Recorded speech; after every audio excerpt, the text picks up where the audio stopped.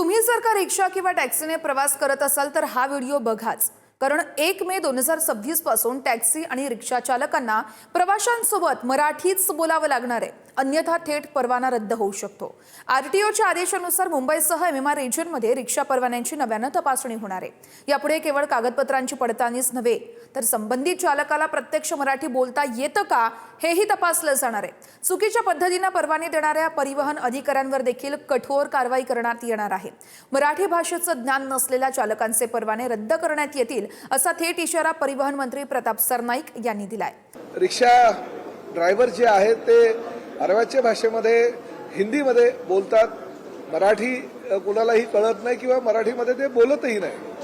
अशा तक्रारीची दखल घेऊन त्याला ड्रायव्हरला मराठी बोलता येत नसेल किंवा समजत नसेल असं तर आढळलं तर त्यांच्यावर कारवाई करण्याचे निर्देश दिले होते।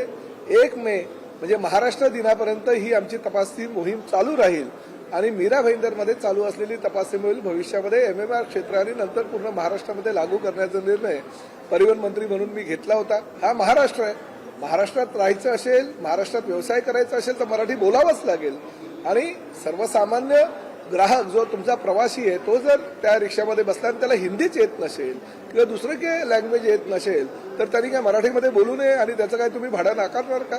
या निर्णयामुळे अवैध परवानेधारकांना आळा बसणार आहे।